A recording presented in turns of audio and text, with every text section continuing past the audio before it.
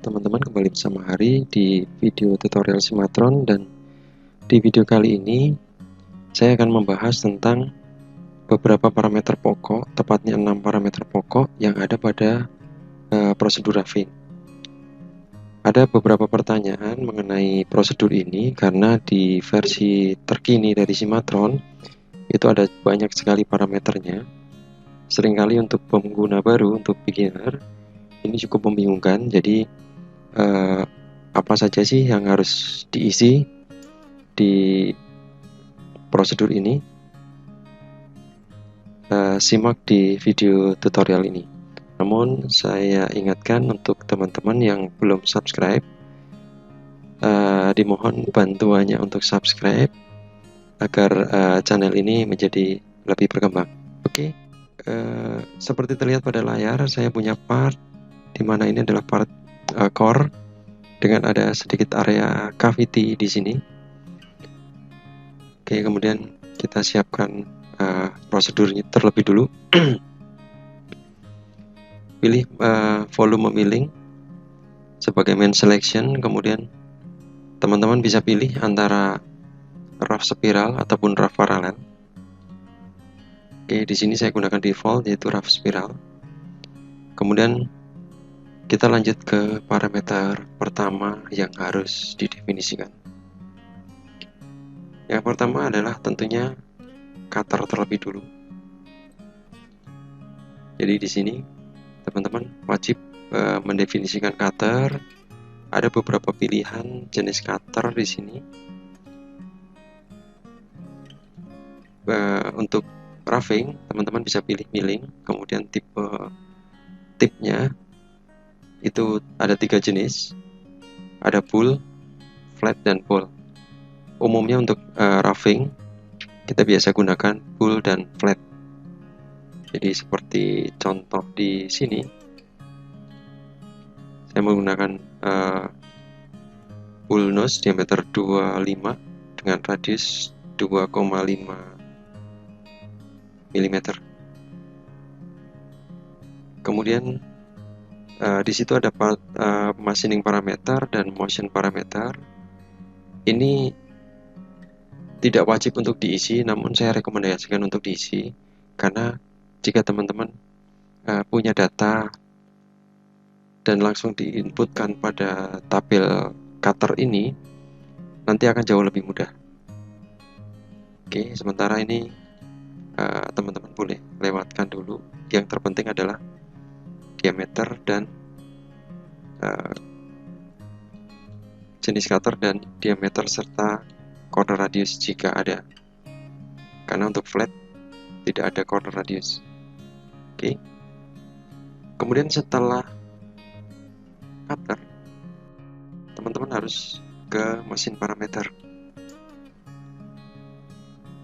Di mesin parameter di sini parameter yang penting, ini parameter nomor 2 yang penting adalah feed dan feed dan spin atau feed dan RPM. Oke. Di sini ada 2 cara yang teman-teman bisa pilih untuk mendefinisikan. Teman-teman bisa masuk ke feed dan spin kalkulator, kemudian bisa input data dari sini. Jika teman-teman tahu nilai feednya, bisa langsung diinput di sini, misalnya 2000 gitu. Atau jika dari data dari cutter, dari katalog, maksud saya dari katalog adalah feed per tooth dan VC, misalnya feed per toothnya 0,3 gitu ya, 0,3 misalnya. Kemudian VC misalnya 250, maka feed dan spin itu akan bisa didapat. Oke, ini jika teman-teman tidak atau mendefinisikan secara langsung dari tabel mesin parameter. Namun jika tadi pada katalog pada tabel cutter tadi mesin parameter diisikan data itu bisa diambil dengan klik kanan dan set mesin parameter only. Jadi data ini saya mengambil data dari cutter. Oke, itu yang kedua. Yang ketiga, kita naik ke atas. Dan sebagai info sebelum ke yang ketiga, geometri di sini bukan lagi sebuah keharusan, dikarenakan ada fitur part save milling, di mana datanya akan membaca berdasarkan target dan stok. Jadi geometri untuk roughing itu opsional, boleh diisi boleh tidak. Kemudian lanjut ke parameter yang ketiga. Ini adalah parameter yang terpenting karena roughing kita harus menyisakan allowance untuk nanti finishing. Allowance atau part surface offset itu ada di bawah motion parameter pada bagian tolerance and surface offset. Di sini saya isikan 0,3. Teman-teman boleh isi dengan angka yang lain sesuai dengan rekomendasi atau sesuai dengan kebutuhan. Oke. Kemudian untuk yang keempat, kita lompat ke tabel motion parameter di bagian entry dan endpoint. Di sini parameter yang penting berikutnya adalah ramp angle. Ramp angle ini adalah gerakan cutter masuk ke dalam benda kerja pada bagian cavity. Jadi seperti benda seperti ini, pada benda seperti ini, di mana ada area cavity tertutup, itu cutter akan masuk dari sini dan direkomendasikan gerakan masuknya itu gerakan entry-nya itu adalah ramping seperti ini. Adapun sudutnya, teman-teman bisa lihat dari rekomendasi pada katalog, di mana umumnya angkanya adalah 15 sampai 45 derajat atau kurang dari itu. Nah, di sini angka yang saya isikan adalah 1 derajat. Sebagai informasi, saya menggunakan angka 1 derajat itu karena informasi dari teman-teman di workshop, semakin landai itu semakin smooth cutter masuk ke benda kerja. Oke. Jika ini diisikan, maka minimum plunging size itu akan aktif. Sebagai informasi, default di Cimatron ramp angle adalah 90 derajat, jadi cutter masuk seperti gerakan drill. Begitu diubah datanya, maka minimum plunging size akan masuk. Nah, minimum plunging size ini adalah safety, di mana jika kita mempunyai cutter inset, biasanya ada area di bagian tengah sini, itu yang bukan area cutting. Jadi jika area ini area yang di machining itu tidak cukup longgar, maka biasanya ada bagian yang tidak termachining, dan ini efeknya bisa menyebabkan cutternya rusak. Sebagai informasi lebih lengkap, teman-teman bisa cek di help. Jadi ini adalah gambaran dari minimum plunging size, di mana jika tidak didefinisikan maka cutter akan masuk sampai ke bawah dari area lubang. Di sini kita bisa batasi area aman agar cutter tidak memaksa untuk sampai ke bawah. Ini hanya berlaku khusus untuk cutter inset, di mana ada rongga di dalam di tengah dari area inset. Oke, teman-teman bisa baca penjelasannya pada help ini. Lalu saya lanjut ke parameter yang kelima, yaitu clearance. Clearance ini sebenarnya adalah gerakan pada saat pindah dari satu area ke area yang lain, di mana pada saat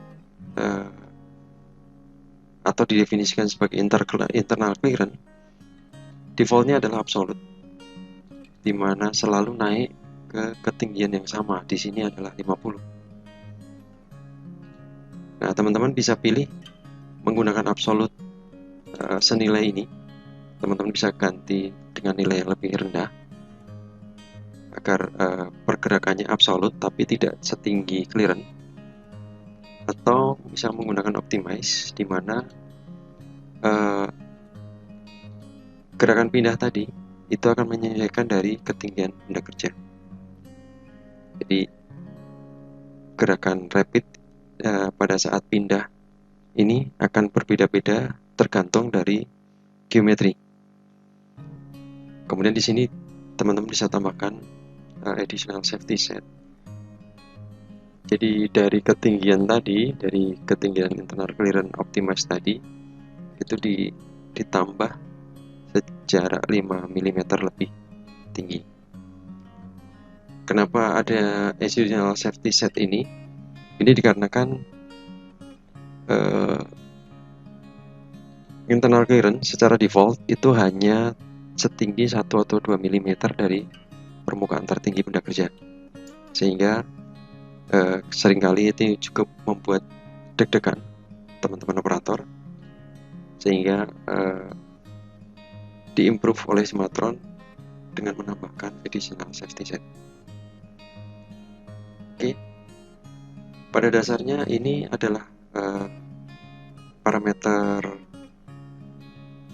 untuk mengoptimalkan, namun jika teman-teman menggunakan default pun tidak masalah.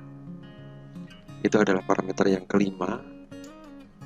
Sedangkan untuk yang keenam atau yang terakhir, tentunya teman-teman harus mendefinisikan down step atau vertical step dan side step. Nah, hampir semua data ini yang saya jelaskan tadi itu ada di dalam tabel cutter tadi. Jadi jika teman-teman menginput data machining dan motion ini pada tabel cutter ini, maka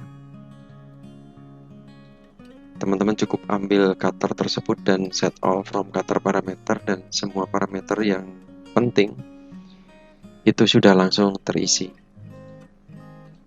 dan tinggal lanjut dengan save and calculate.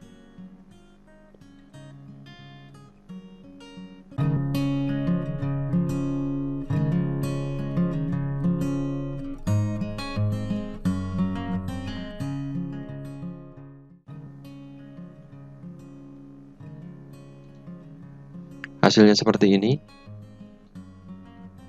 Sebagai awalan, cutter masuk dari sisi luar, di mana pada saat masuk dia normal tegak lurus terhadap benda kerja karena areanya bebas.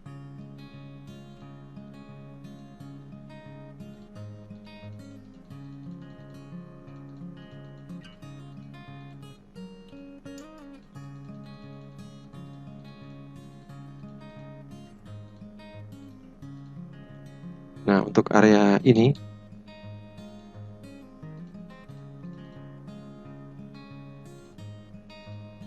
untuk area pocket ini cutter akan masuk secara ramping. Ini yang warna hijau ini adalah entry-nya, di mana sudutnya sesuai dengan sudut yang tadi didefinisikan 1 derajat. Karena areanya tidak cukup luas untuk cutter diameter 25, sehingga rampingnya membentuk box atau kotak seperti ini. Berbeda jika data di sini cutter, saya ganti menggunakan cutter yang lebih kecil. Kembali save calculate. Data yang lain sementara saya abaikan dulu, tidak diupdate. Nah, terlihat di sini pada saat cutter masuk ke area ini,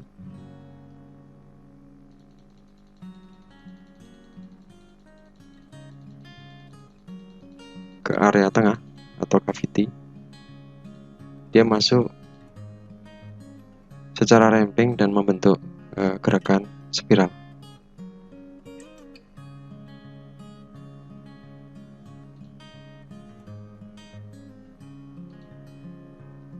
Oke, demikian untuk video kali ini tentang 6 parameter pokok yang harus didefinisikan pada saat membuat prosedur roughing.